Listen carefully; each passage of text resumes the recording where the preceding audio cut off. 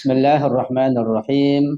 Assalamualaikum warahmatullahi wabarakatuh.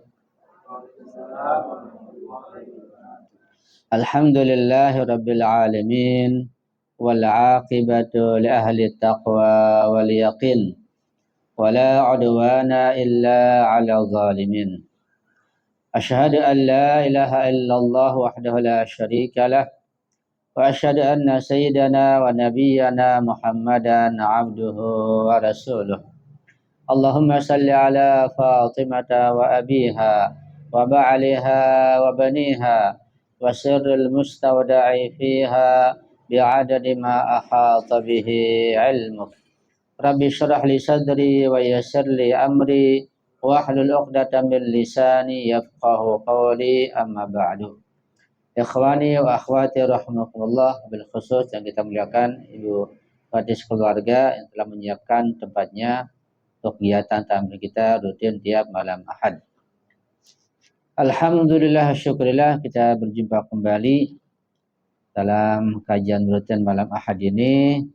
Mudah-mudahan kajian kita senantiasa menambahkan keberkahan, kebaikan dan menambah rahmat dari Allah kepada kita semuanya, baik yang masih hidup maupun yang sudah meninggal dunia dari keluarga kita.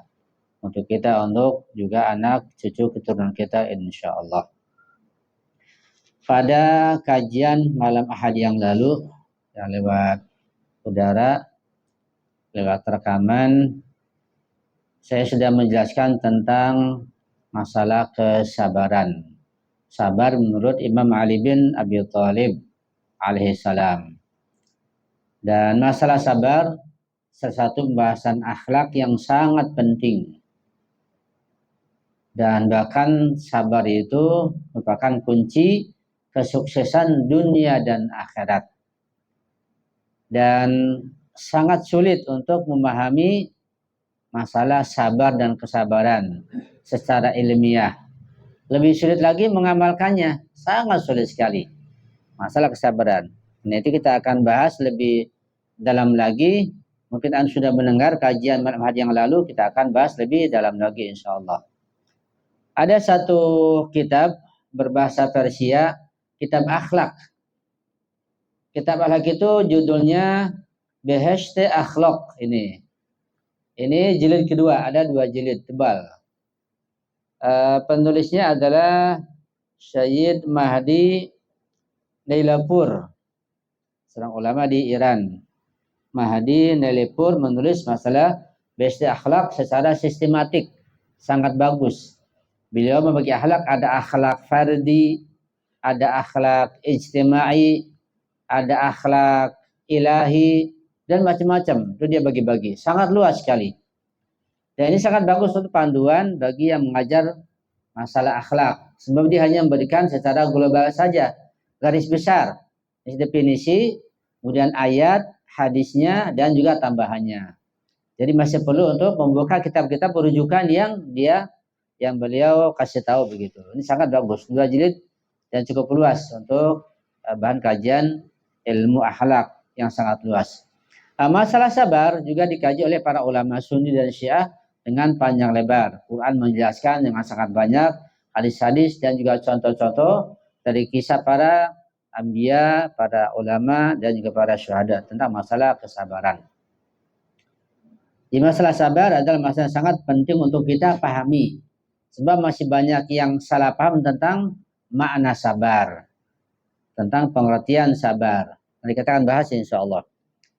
Pembahasannya secara sistematik pertama adalah tentang definisi sabar. Apa sih definisi sabar? Apakah hanya diam? Ya, atau bagaimana? Yang kedua tentang ayat-ayat yang berkaitan masalah kesabaran. Sangat banyak ayatnya. Kita akan bacakan 1-2 ayat saja. Ketiga tentang hadis-hadis dan riwayat tentang kesabaran. Ini pun ratusan hadis. Sangat banyak sekali masalah kesabaran. Keempat, manfaat sabar. Ini penting untuk kita pahami. Apa sih manfaatnya bersabar? Pertama, bagaimana sabar itu dan apa manfaatnya? Kalau kita sudah tahu definisinya, tahu manfaatnya, ya kita laksanakan. Kenapa tidak? Karena sabar sangat besar manfaatnya. Tapi memang melaksanakannya sangat sulit sekali. Jarang orang yang sukses dalam melaksanakan kesabaran dengan definisi dan pengertian yang benar. Sampai terkadang sebagian ulama pun ya kandas dalam menghadapi masalah kesabaran secara luas.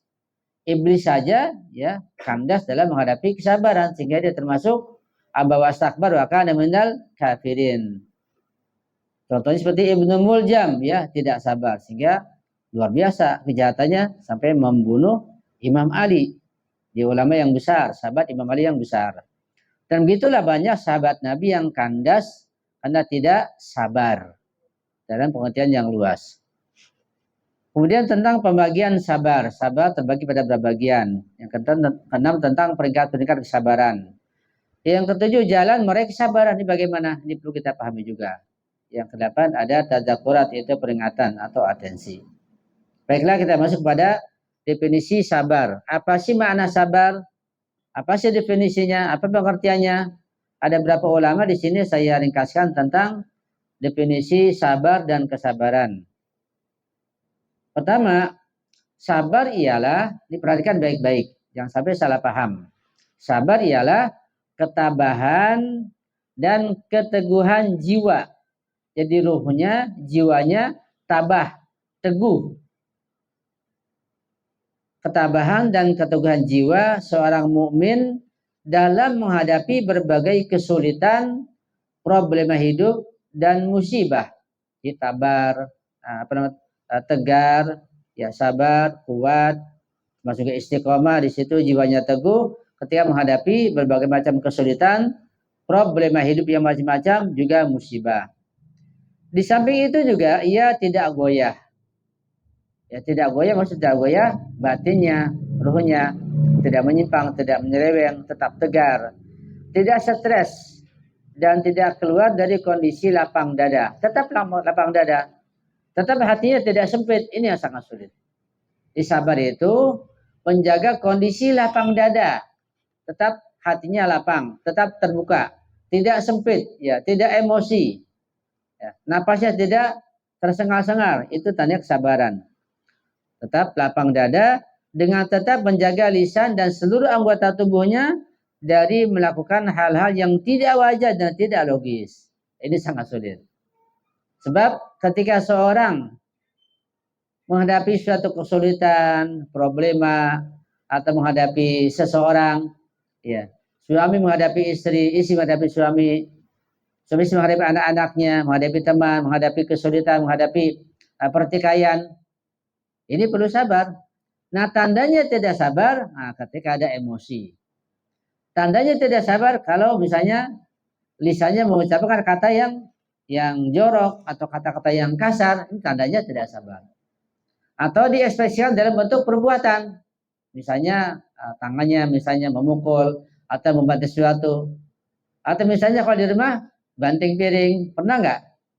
Atau banting gelas sampai hancur, pernah nggak? Nah, ini tandanya tidak ada kesabaran. Atau banting pintu paling nggak, pernah nggak? Ini tandanya tidak sabar kalau tangannya, kakinya, matanya, lisannya mengeluarkan sesuatu yang tidak wajar. Apalagi yang tidak syar'i, yang dilarang. Tentu ini sebagai tanda tidak adanya kesabaran. Sabar, nahan semuanya. Ingin berkata-kata yang kasar, yang jorok, sumpah serapah, ya nyumpahin, atau bahasa-bahasa yang bahasa binatang, sabar tahan, jangan sampai keluar. Itu tabah namanya sabar. Tangannya sabar, jangan sampai memukul atau melakukan sesuatu, atau banting pintu, atau memecahkan sesuatu. Sabar.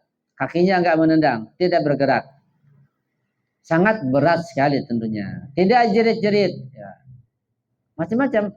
Sebab ekspresi orang yang tidak sabar bermacam-macam. Sampai pada tingkatan orang yang tidak sabar itu bunuh diri. Na'udzubillah. Tingkatan ketidaksabarannya luar biasa ketika bunuh diri. Ini dosa yang paling berat, paling besar. Ada orang nggak sabar sampai meninggalkan hal-hal yang dianjurkan, sampai saking nggak sabarnya nggak mau puasa, nggak mau sholat, bisa terjadi. Itu tanda ketidaksabaran yang sudah melanggar syariat.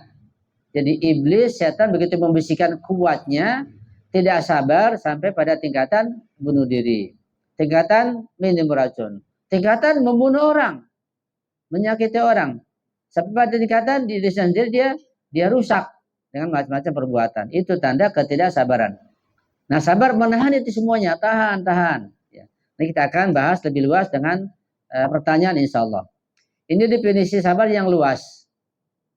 Kita masih global, masih singkat. Yang kedua, sabar ialah seseorang itu memiliki kekuatan jiwa dalam melawan berbagai problema hidup.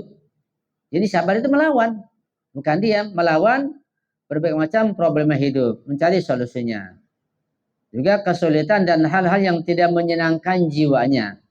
Menghadapi hal yang tidak menyenangkan, ya sabar, tabah, dilawan, cari solusinya. Baik yang bersifat hissi atau indrawi, seperti yang berkait masalah indera kita, pandangan, penglihatan, rasa, dan seterusnya. Atau masalah akli, masalah pemikiran yang diganggu, masalah jismi badan kita, terkena sesuatu yang tidak menyenangkan, seperti penyakit, atau rohani kita, ruh kita yang terganggu, atau mendapat benturan. Ini harus dicarikan solusinya, dilawan begitu, tidak diam. Yang ketiga, sabar ialah tabah dan tegar dalam menjalankan hukum-hukum dan syariat agama Islam. Ini tentu definisi ini lebih sempit lagi, karena hanya berkaitan dengan masalah hukum-hukum dan syariat Islam. Ketika dijalankan dengan baik, itu namanya sabar. Ini tentu kurang lengkap definisi yang ketiga ini. Yang keempat, sabar ialah ketabahan jiwa dan tidak terpengaruhi pikirannya dalam menghadapi berbagai problem hidup. Dia pikirannya hanya tetap tenang begitu. Tenang, tentram, ya, tidak gelisah, tidak menampakkan stres apalagi. Itu tandanya orang yang sabar. Kemudian ayat-ayat tentang kesabaran sangat banyak sekali. Ini hanya 6 ayat saja. Penuh dengan ayat-ayat kesabaran di Al-Quran. Dan setiap surat ada masalah kesabaran yang disinggung, langsung ataupun tidak langsung. Di surat Al-Anfal ayat 46 Allah berfirman, A'udzubillahi minasyaitonirrajim, wasbiru innallaha ma'as sabirin. Sabarlah kalian, wahai manusia, wahai orang beriman. Innallaha ma'as sabirin. Orang yang sabar itu bersama Allah. Ya. Nah, kata ma sudah saya bahas, ada ma'a di sini ma'iyah, ma'iyatul i'anah, ada ma'iyah al-qayyumiyah. Ma'a di sini ma'iyah al-i'anah. Itu kebersamaan Allah dan kemudian Allah menolong. Jadi Allah bersama orang yang sabar, Allah selalu menolong orang yang sabar, memberikan solusi yang terbaik, membantu, itu kata ma'a di sini. Nah, kalau Allah yang terbaik, Allah Maha Kaya, Allah Maha Kuasa, Allah Maha Tahu, Allah Maha Bijak, Allah Maha Adil, orang sabar bersama Allah, kurang apa lagi? Iya. Kalau misalnya kata kita turunkan derajatnya, katakanlah, ya. Misalnya ada kita kepada seorang, ada pada orang-orang kita katakan, kalau antum bersabar menghadapi musibah ini, misalnya musibah peperangan lah, atau musibah penyakit COVID misalnya. Kalau antum bersabar, nanti antum akan bersama presiden dikasih hadiah. Kira-kira gimana? Wah, akan tambah. Dikasih hadiah tiap orang 1 miliar misalnya. Kalau sabar menghadapi penyakit COVID, ya tabah, sabar, kuat, tidak menggerutu, tidak marah-marah, imannya nggak keluar, sabar, nanti bersama presiden dikasih hadiah setiap orang 1 miliar. Kira-kira gimana? Sabar nggak? Oh, berlomba-lomba, sabar, kuat, bertahan, begitu. Menghadapi peperangan, ketika dijanjikan, kan baik dijanjikan, tentara bayaran dijanjikan, kalau antum ikut berperang, sabar, dijanjikan dikasih rumah, dikasih uang, kasih macam-macam. Mereka ada tentara bayaran sekarang ini di mana-mana. Itu pasti berlomba-lomba karena materi. Ini mah Allah, orang sabar bersama Allah. Kalau bersama presiden, bersama raja, dikasih hadiah, dikasih upah miliaran, akan sabar, akan kuat. Bersama Allah nggak sabar, yang memiliki kekayaan. Kalau tidak, ini tandanya kita tidak paham ma'rifat kita pada Allah sangat sedikit. Orang yang sabar ma Allah, bersama Allah, kurang apa lagi janji ini? Allah yang menjanjikan. Wasbiru innallaha ma'as sabirin. Itu globalnya begitu. Yang kedua, As-Sajdah ayat 24, Allah berfirman, wa ja'alna minhum a'immatan yahduna bi amrina lamma sabaru. Ini ayat sangat dalam ini. Cuma kalau mengkaji secara dalam nggak mungkin waktunya, nggak cukup. Global saja. Kata Allah, wa ja'alna, dan kami jadikan. Nanya Allah, kami jadikan minhum, sebagian mereka. Itu orang-orang yang dipilih oleh Allah. Allah jadikan a'immatan sebagai para imam maksum. Apa tugas mereka? Yahduna, memberikan hidayah, memberikan pelajaran, memberikan bimbingan. Wi amrina, memberikan bimbingan urusan kami, perintah kami, syariat kami. Kenapa mereka Allah jadikan sebagai imam sebagian mereka, sebagai imam maksum dari sangat tinggi. Para nabi, para rasul, para imam maksum, Allah jadikan mereka, Allah angkat. Kenapa? Lama sabaru, lantaran mereka bersabar menerima ujian dari Allah, sabar, Allah angkat derajat mereka sampai derajat nubuah, derajat imamah, derajat risalah. Jadi para nabi menjadi nabi, para rasul menjadi rasul, para imam ma'asum menjadi imam, bukan gratis begitu saja. Bukan Allah pilih, diangkat begitu saja. Enggak. Kalau begitu kita ngiri. Ya, kita ngiri, mereka jadi imam, jadi ma'asum, jadi nabi. Enak saja. Kemudian kuat, tabah. Kalau dipilih begitu saja, enggak ada pilihan. Ada ujian yang sangat berat. Allah juga menjelaskan dalam Qur'annya sangat banyak ayatnya. Bahwa keberhasilan mereka, Allah angkat menjadi imam, jadi rasul, jadi nabi, jadi orang mulia, yang dibawahnya jadi para ulama, para Eropa, itu semua lama sabaru, karena bersabar. Kita pun sukses dunia dan akhirat, bertingkat-tingkat kesuksesannya lama sabar juga, karena sabar. Ada kesabarannya hanya sampai misalnya sekolah SD, ya segitu kesabarannya. Hanya dapat ijazah SD, ya segitu kesabarannya. Lama sabarnya sampai tingkat SD. Ada yang kuat sabarnya sampai tingkat SMP, lulus. Sampai di situ lama sabarnya. Ada yang tingkat lagi, lebih tinggi lagi, sampai kuliah misalnya. Begitu. Ada yang S1, S2, S3, sampai terus meningkat. Kesabarannya bertingkat-tingkat, maka kesuksesannya pun, derajatnya pun bertingkat-tingkat, tergantung kesabarannya. Jadi derajat seseorang itu masing-masing gara-gara lantaran kesabarannya. Para imam ma'asum diangkat oleh Allah lama sabaru, karena mereka sabar, tabah, menerima ujian dan menjalankannya dengan sukses, dengan baik. Ya. Seperti Ibrahim Allah katakan, ya Allah katakan bahwa Ibrahim menjadi imam itu karena Allah uji. Ya. Wa ijabtala Ibrahim rabbuhu bikalimatin fa'atam mahunna. Qala inni ja'iluka lin-nasi imama. Qala wa min dzurriyyati qala la yanalu adi al-zalimin. Jadi ketika Allah mendatangkan kalimat macam-macam ujian pada Ibrahim, fa'atam mahuna, Ibrahim menjalankan ujian dengan sabar dan sempurna. Sampai pada dikatakan Ibrahim dibakar oleh Namrud di kobaran api yang sangat luas. Sampai malaikat datang ingin bantu, kata Ibrahim tidak. Saya enggak berbantuan antum wahai malaikat. Cukup Allah, sabar luar biasa. Karena sabar sampai api jadi dingin, bahkan baju beliau, gamisnya tidak terbakar. Api terbakar, jangan kulit beliau, gamisnya enggak terbakar. Itu gara sabar. Dan Allah angkat derajatnya sangat tinggi. Menghadapi perintah. Anaknya coba, punya anak satu yang ganteng, yang bagus, yang menarik, disuruh sembelih coba. Ini kurang apa ujian dari Allah? Coba, kita nggak usah nggak usah anak lah. Kita punya hewan yang sangat kita candi. Sekarang bukan hewan lagi. Misalnya Bang Udin punya Alphard, ya, dapat hadiah baru beli, dapat Alphard. Datang misalnya Imam Jamal datang, Bang Udin, ini Alphard antum, korbankan untuk Palestina.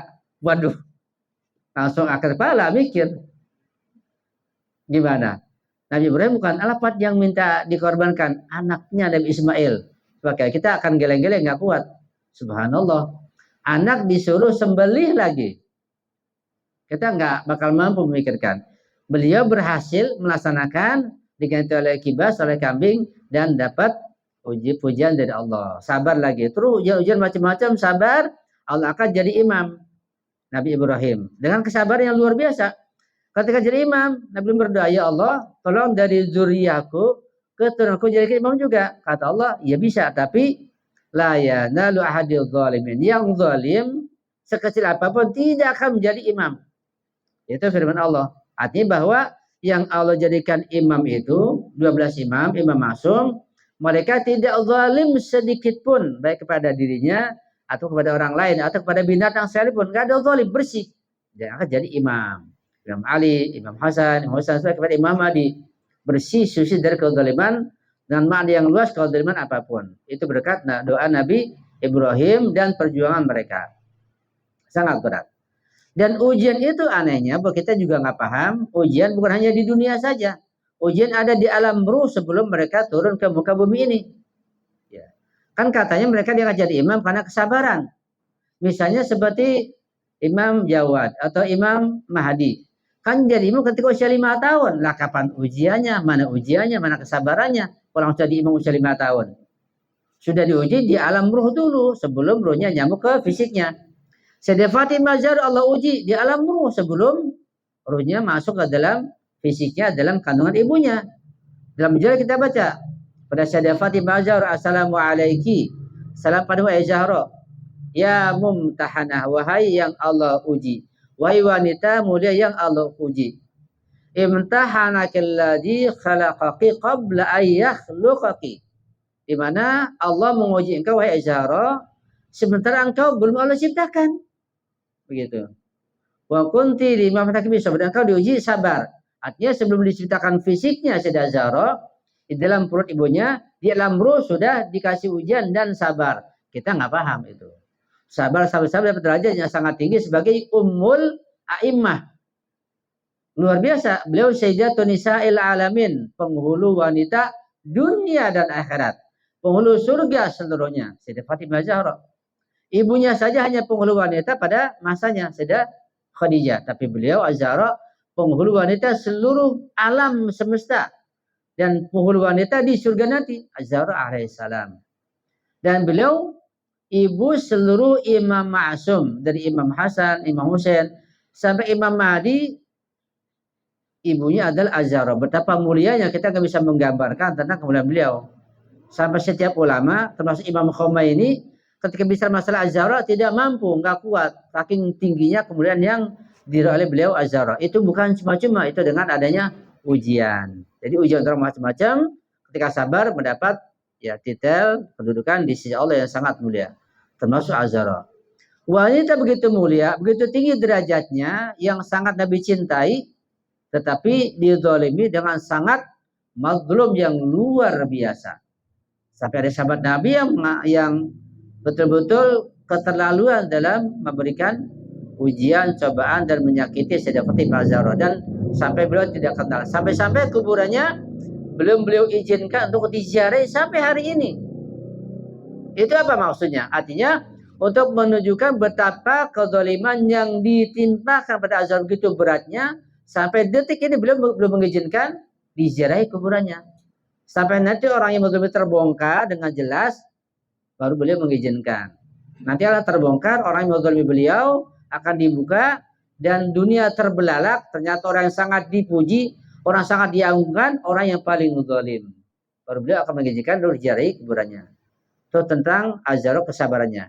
Ya, jadi masalah ini ayat sangat luas, sangat dalam. Kita mungkin bahasnya secara mendalam. Ayat ketiga Al-Qasas 54. Ulaika yu'tauna ajrahum marrataini bima sabaru. Mereka diberikan ganjaran 2 kali lipat. Kenapa? Bima sabaru, gara-gara bersabar. Lantaran bersabar. Sebab bersabar maka diberikan ganjaran yang berlipat ganda. Al-Baqarah 250. Rabbana afrigh alaina sabra wa tsabbit aqdamana. Ini doa ya pasukan Nabi Daud di masa waktu itu minta Allah berikan kesabaran menghadapi pasukan yang sangat zalim, pasukan Jalut. Allah kabulkan doanya. Al-Ma'arij ayat 5, fasbir sabran jamila. Sabar dengan sabar yang jamil. Ada sabar jamil, ada sabar hasan. Ada juga bala jamil, balaan hasanah ada juga. Apa sabran jamil? Sabran jamil itu sabar ketika menghadapi musibah. Musibah macam-macam. Musibah bencana, musibah penyakit, musibah kehilangan uang, musibah kefakiran, macam-macam musibah, sabar dengan menjalankan syariat, maka dapat predikat sabran jamila. Terakhir Al-Anfal ayat 65, iyakun minkum isyruna, jika mereka itu jumlahnya hanya 20 orang, isyrun, dan mereka bersabar dalam berperang, sabiruna sabar, maka yaglibu mi'atain, akan bisa mengalahkan 200 orang. Jadi 20 orang mukmin yang berperang, yang bersenjata di medan perang dan sabar dapat mengalahkan 200 orang kafir di perang Badar, di perang Uhud, di perang Hunain, di perang macam-macam. Allah turunkan bantuan berupa kesabaran. Kalau mereka sabar, ya tabah hati, turunkan malaikat, maka yang 20 orang saja mengalahkan 200 orang. Berapa kali lipat itu? Sekarang pun begitu. Ini sunnatullah namanya. Ya. Banyak sunnatullah atau sunnah kauniyah atau hukum kausalitas yang tidak bisa kita pahami. Ini pun bagian pada hukum kausalitas, bahwa kesabaran itu bisa mendatangkan kekuatan yang berlipat ganda dan mengalahkan musuh. Walaupun musuh itu lebih banyak jumlahnya. Ya. Kam min fi'atin qalilatin ghalabat fi'atan katsiratan biiznillah. Betapa banyak jumlah yang sedikit kaum mukmin mengalahkan jumlah yang banyak dari kaum kafirin karena kesabaran. Itu kunci kemenangan kesabaran di medan perang. Jadi sedang berperang di Palestina, Hamas misalnya, orang Palestina, kemudian juga orang-orang Hasdus Syabi dari Irak. Salam, salam, insyaallah, salam. Sallu ala Muhammad wa ali Muhammad. Allahumma salli ala Muhammad ali Muhammad. Kita sedang bahas masalah kesabaran, lanjutin kajian minggu yang lalu. Dari definisi sabar kita sudah sampaikan ada beberapa definisi. Ayat-ayatnya sudah 5 ayat, sekarang ayat yang ke-6. Masalah sabar. Sabar dalam segala hal kunci kesuksesan, ya. Tadi kita sudah jelaskan bahwa sabar itu mendatangkan bantuan dari Allah. Innallaha ma'as sabirin. Para imam masum diangkat jadi imam, para nabi diangkat jadi nabi, para rasul diangkat jadi rasul karena kesabaran mereka dalam menerima ujian. Ganjaran Allah lipat gandakan karena kesabaran. Kemudian juga tentang sabar jamil sudah kita bahas. Terakhir adalah ayat tentang sabar dalam berperang. Kalau sabar dalam berperang, iyakun minkum 'ishruna, kalian yang jumlahnya hanya 20 orang dalam berperang ini megang senjata, tapi bersabar, sabiruna yaghlibu mi'atain, akan mengalahkan 200 orang. 20 orang mukmin sabar dalam berperang mengalahkan 200 orang kafir. Itu berapa persennya? Itu berapa lipat kali? Sekarang pun perang demikian pula, perang di Gaza, di Palestina, ya bahkan di Laut Merah, dan akan meluas itu perlu kesabaran. Di samping taktik, senjata, kekuatan, perlu kesabaran, sabar. Siapa yang kuat coba diam di dalam tanah lorong itu yang ratusan kilo, lebih dari 1 bulan, siapa yang mampu? Kalau pengen tahu, coba aja antum buat masuk ke dalam sumur aja coba, buat tanah atau buat lubang gitu, sehari aja kuat nggak kira-kira? Luar biasa. Mereka sampai hari ke-100 masih kuat, tabah, sabar, tinggal dalam lubang-lubang terowongan yang mereka buat. Sampai juris nggak mampu untuk melacaknya, bingung. Sudah dituang air laut ternyata diketawain, nggak kena banjir. Bagaimana? Bagaimana nggak kena sinar matahari? Bagaimana makanannya? Bagaimana minumannya? Bagaimana istirahatnya? Ventilasi udara bagaimana? Kita nggak bisa berpikir sampai ke sana. Luar biasa. Itu perlu sabar. Kita satu hari nggak kuat. Tinggal di terowongan atau lubang-lubang tersebut. Karena Anda pernah masuk waktu ke Lebanon, Anda diajak masuk ke lubang terowongan yang pernah Hizbullah buat waktu perang melawan Zionis pada tahun 2006 barangkali. Dalam tempo 33 hari mereka menang karena punya terowongan itu.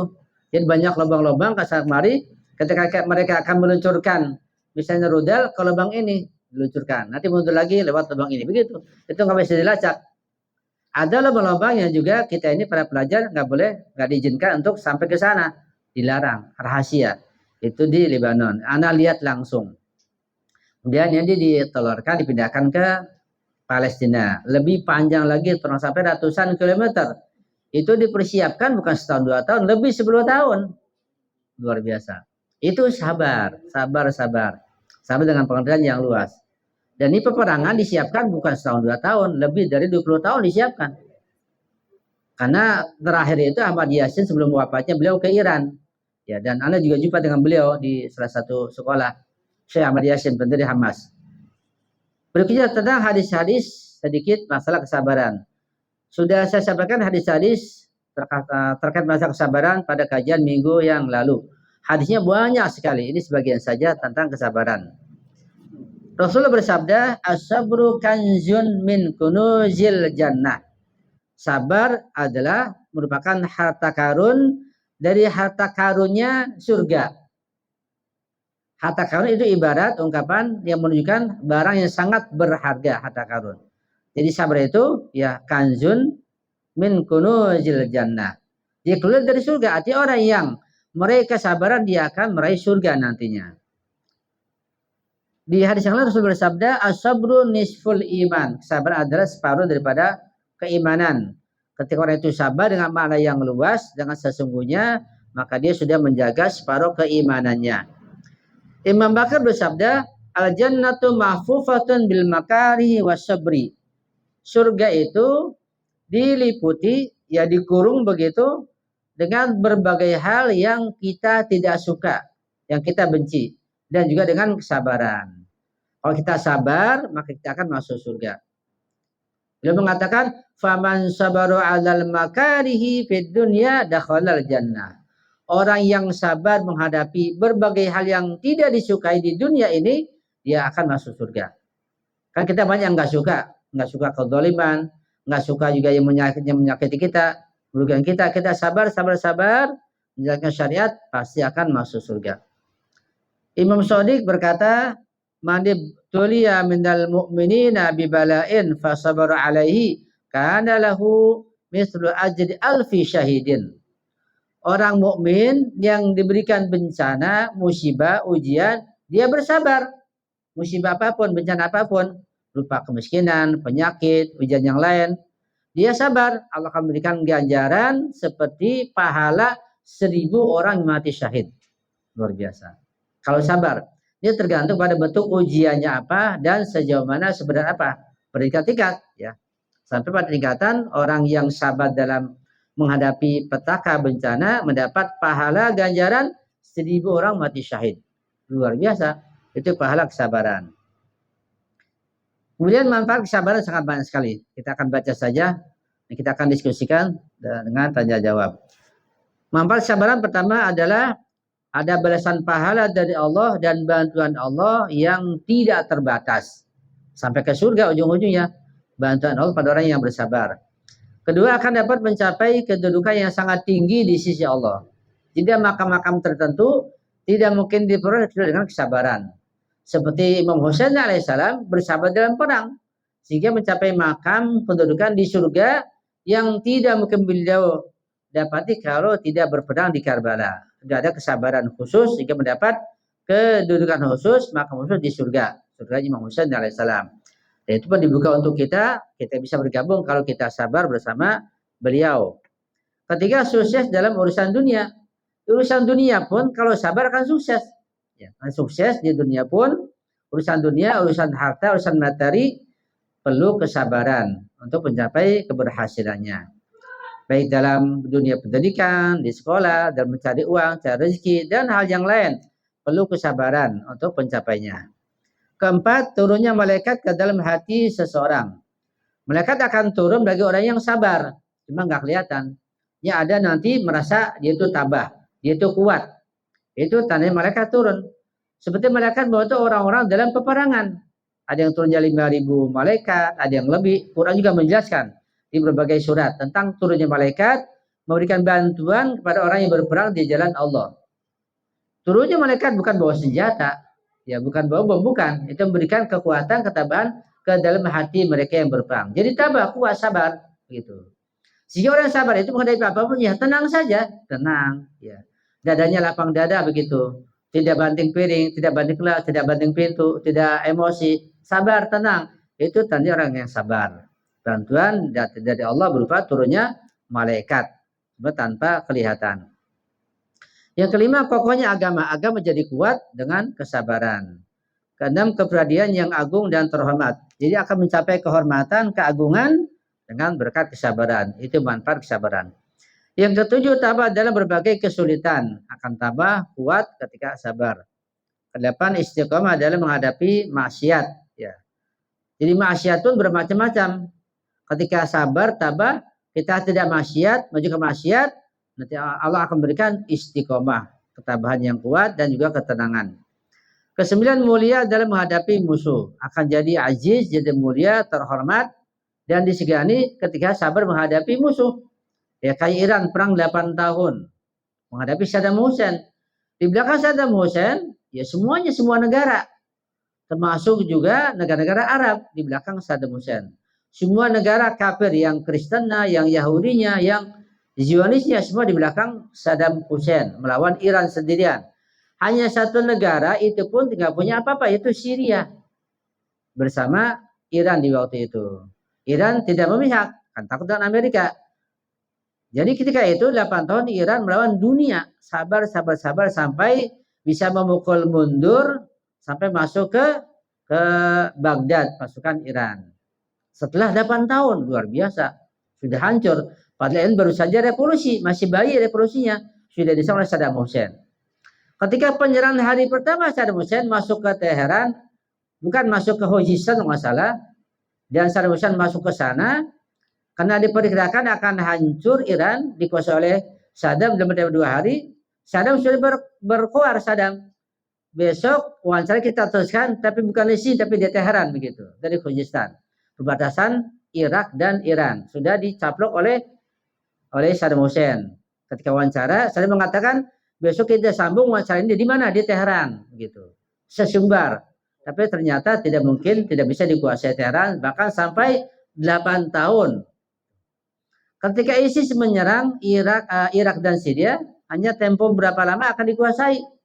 Nah, setelah berapa tahun malah tidak bisa dikuasai, malah dipukul mundur. Ya.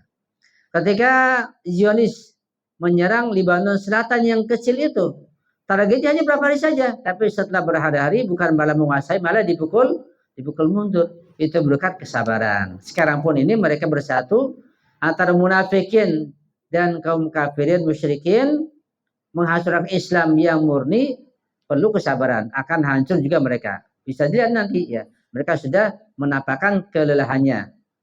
Perlu kesabaran. Jadi kesabaran itu bisa mendatangkan kemuliaan dalam menghadapi musuh-musuh Islam. Yang ke-10, potensi untuk mencapai maqam ridha, maqam taslim, dan maqam mahabbah. Tanpa kesabaran tidak mungkin kita akan mencapai makam ridha Allah, makam taslim, makam mahabbah. Ini makam-makam ini, kedudukan ini perlu dijelaskan, dan tentu perlu waktu untuk menjelaskan makam ridha itu apa, taslim itu apa, mahabbah itu apa, perlu dijelaskan. Jelas modalnya adalah kesabaran untuk mencapai makam yang sangat tinggi tersebut. Yang ke-11, cara terbaik dalam mengurangi berbagai hal yang tidak menyenangkan dengan kesabaran. 12, mendapat pujian dari Allah dan dari masyarakat ketika seorang itu bersabar. Sebab tidak sabar itu ya tidak dapat pujian. Ketika orang tidak sabar menghadapi segala sesuatu, emosi, marah-marah, masyarakat ya tidak memujinya, Allah tidak memujinya.